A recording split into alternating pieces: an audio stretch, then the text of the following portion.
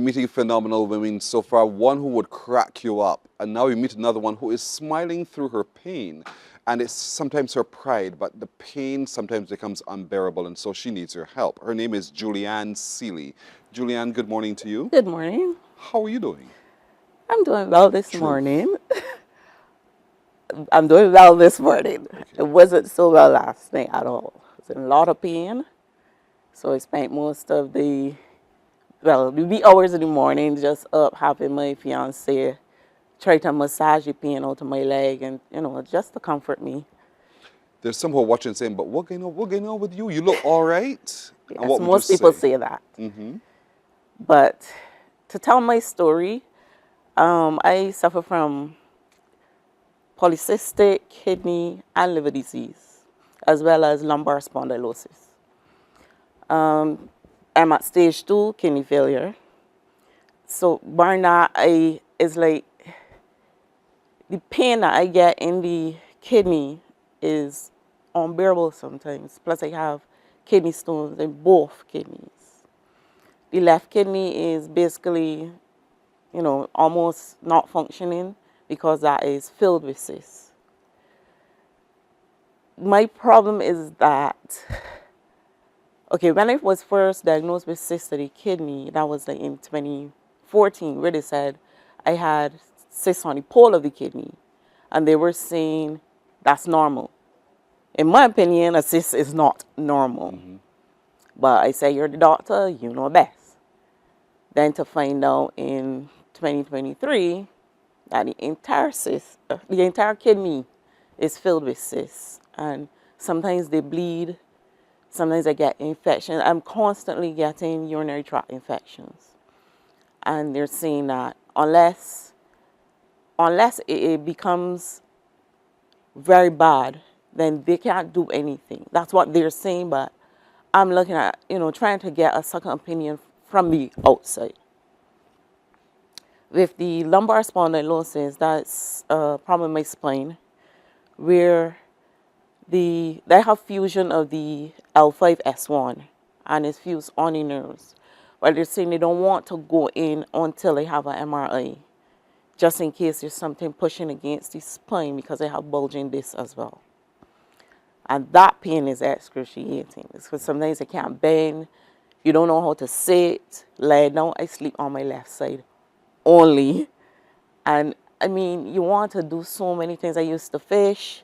I can't do it because of the pain. I like the beach. Can't go in, move in water. So it's like your life just gone from, doing so much to just doing the basics. I go to work every day unless I'm really, really down. And everybody's like, but she comes to work and she's always in pain, but I gotta do it because I gotta live still. Pushing through the pain, smiling through that pain, and then there are people there who don't have a clue of the things that they're going, and they want to judge you. And so Exactly. you want the help to be able to have the MRI so you understand this thing that's pressing against your spine. Yeah. That's caused you excruciating. I can't imagine what that must feel like. I shudder at the thought of it. It's like, I was at football last night, the Prime Minister's Cup, and it's like the pain that I was getting down the leg, it's like a cramp, but worse. So you feel like the ligaments just pulling, and for the first time it actually started in my stomach. And that was horrible. So I had to get the assistance of some referees, because my fiance is a referee, but he was on the field. We didn't want to disturb him to, ruin his game. And so 2 other referees came to my assistance, to help me walk around. Because sometimes you have to try to walk out that pain. Not that it works, but, there's the odd time it would work. So it's like having to depend on people. I have to do it at work as well. Sometimes the pain gets really bad and they have to get the guys to come and, help walk around because you can't do it on your own. There was a point in my life a couple of years ago where I was getting the pain and I didn't know what it was. And my former boss, he said, but Julie, why don't you go to the doctor before you can't walk? Well, within a couple of days, I couldn't walk. Wow.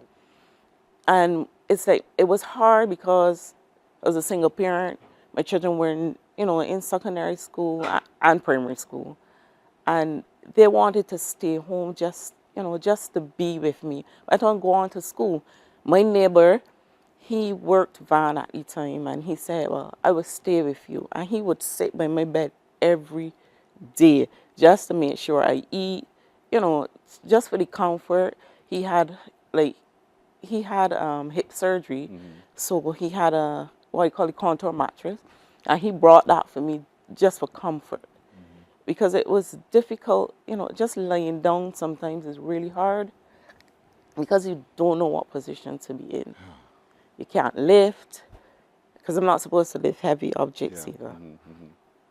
So, but you still want to function. Of course, you still want to live. You still want to do your Yes. mother, your woman, and so you want to caregive. And I have a grandson that I would love to run around with. See? And he Yeah. believes in me, so. There you go. And So you live for him. well, What do you now? kind of. Yeah. What do you need now so that you can begin to have that MRI? Well, I'm trying to raise funds to get the MRI. I also need to get a MRI of the kidneys to see, you know, if there's anything more than what they were seeing with the CT scan. Because with the lumbar spondylosis, it can affect the brain as well. The kidney cysts can affect the brain as well. That's what a lot of people don't know.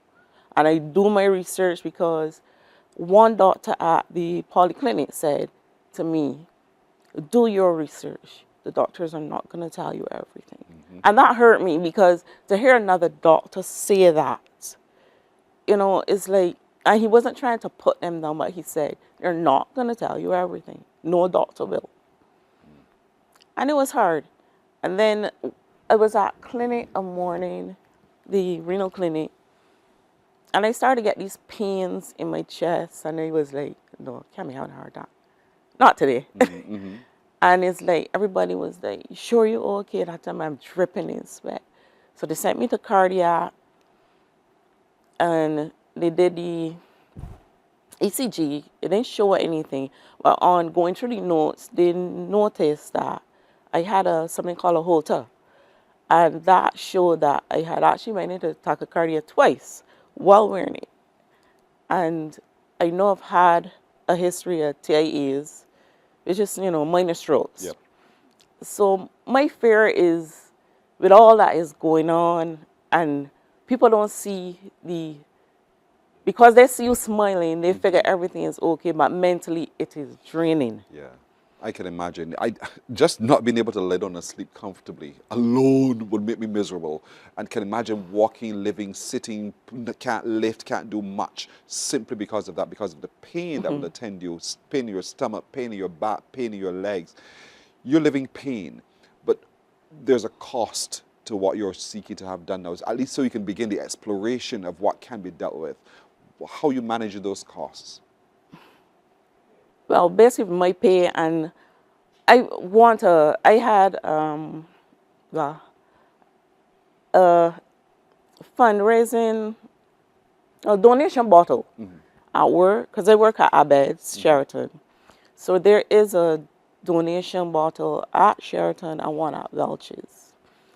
It's doing its fair share. I mean, everybody got the problems, but it's hard when sometimes you have to listen to the comments people make without knowing that you are right there. Yes, yes. And I want to thank David Davis, aka D2, who did a video one morning at work, and he put it out there. And that has been a help, where, you know, he reached many people because of, you know, his personality and the videos he shared, and it has helped some.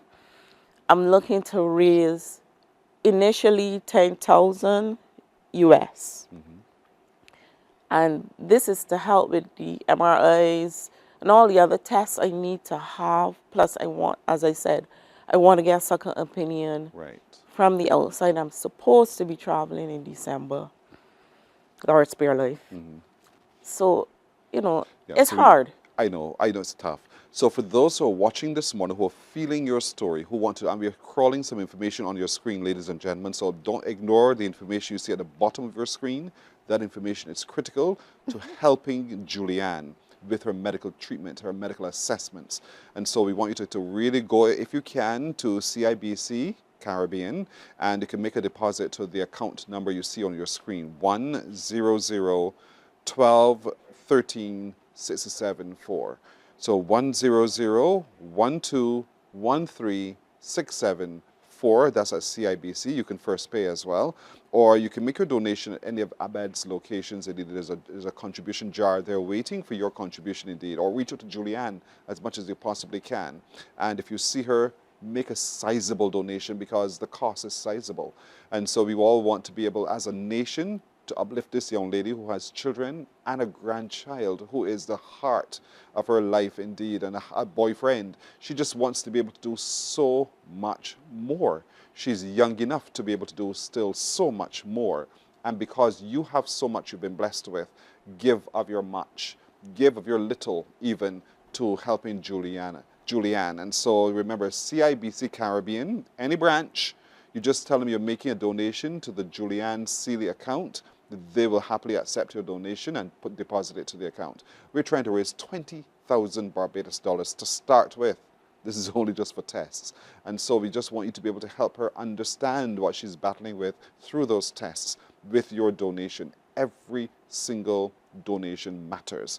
And so for church organizations, school organizations, women organizations, men organizations, individuals, each of us has a responsibility as a community to help Juliann Seeley. We all have that responsibility, so do not shy away from that responsibility. Make your donation. Drop it into the donation tins at Abeds, both locations, Sheraton and the new W Plaza, or you can also make a donation at the bank, CIBC Caribbean. Branches are all over the island, and they want you to come and help indeed. I'm struggling because if I feel your pain. I feel your pain. If for those of you who do first pay transfers, the information is right there on the screen. So right there, bottom of your screen, you can see it coming across right now. That's the number to first pay to. Let's see if we can raise these funds as soon as possible, because soon, Juliann needs to go over to have these tests done. And so your every day, every single cent assistance will go a very long way. And so the doctors are saying to you, once they get to understand what it is, then they will see whether or how they can operate, how they can help to alleviate the pressure on your spine to start with. Please. But the other matter with the kidneys still happens. It's just a wait to see. Is that what that's basically it. That's basically what you're telling me when you say your weight, that I have to wait, you know, just to see if the infections get any worse before you do anything more. Mm-hmm. Why not nip it in the bud? Yeah. I'm 52 years old, almost 53. I still have a long way to go. Long. You still got 11 years to catch up with me to begin with, you know. But here it is. She needs your help. She's a mother. And so, folks, don't miss this opportunity to help another woman, another Barbadian, another outstanding citizen who is contributing to her family and to this society as well. Her name is Juliann Seeley. Juliann Seeley. Her account is at CIBC Caribbean. Any of the branches will take their donation. Remember, drop it in. The information is on your screen. Don't miss it. This show will show again later on tonight. It will be hosted on our socials. If you have missed the information, go back and check it for yourself. I encourage you to give to Juliann. Juliann needs to raise at least 20,000 Barbados dollars, and she's still miles away from there, but you can help to shorten that distance and perhaps surpass that distance with your donation. So corporate entities, this is where you can help as well. We really appreciate all of your help, and we do say a big thank you. Juliann, to you, I also say thank you. I want to say thank you to all who have contributed already. And, you know, my grandmother always used to tell me a little contact is great gain. Yes. And I live by that. Yes. You live well.